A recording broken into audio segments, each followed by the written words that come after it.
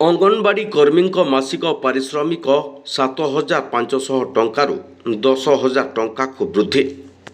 ମୁଖ୍ୟମନ୍ତ୍ରୀ ଶ୍ରୀ ନବୀନ ପଟ୍ଟନାୟକ ଆଜି ଏକ ଗୁରୁତ୍ୱପୂର୍ଣ୍ଣ ନିଷ୍ପତ୍ତି ନେଇ ରାଜ୍ୟର ଅଙ୍ଗନବାଡ଼ି କର୍ମୀମାନଙ୍କ ମାସିକ ପାରିଶ୍ରମିକରେ ବୃଦ୍ଧି ଘୋଷଣା କରିଛନ୍ତି।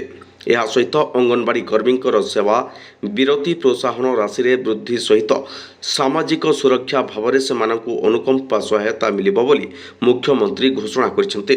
ଏହାଦ୍ୱାରା ରାଜ୍ୟର 1,48,000 ଅଙ୍ଗନବାଡ଼ି କର୍ମୀ, ମିନି ଅଙ୍ଗନବାଡ଼ି କର୍ମୀ ଓ ଅଙ୍ଗନବାଡ଼ି ସହାୟିକା ଉପକୃତ ହେବେ। ଏଥିପାଇଁ ରାଜ୍ୟ ସରକାର ବର୍ଷକୁ ଅତିରିକ୍ତ 350 କୋଟି ଟଙ୍କା ଖର୍ଚ୍ଚ କରିବେ। ସୂଚନା ଅନୁସାରେ 5T ତଥା ନବୀନ ଓଡ଼ିଶା ଅଧ୍ୟକ୍ଷ ଶ୍ରୀ କାର୍ତ୍ତିକ ପାଣ୍ଡିଆନଙ୍କ ବିଭିନ୍ନ ଜିଲ୍ଲା ଗସ୍ତ ସମୟରେ ଅଙ୍ଗନବାଡ଼ି କର୍ମୀ ତଥା ସେମାନଙ୍କ ସଂଗଠନଗୁଡ଼ିକ ତାଙ୍କୁ ଭେଟି ଏହି ପାରିଶ୍ରମିକ ବୃଦ୍ଧି ସମ୍ପର୍କରେ ଅନୁରୋଧ ଓ ପ୍ରସ୍ତାବ ଦେଇଥିଲେ।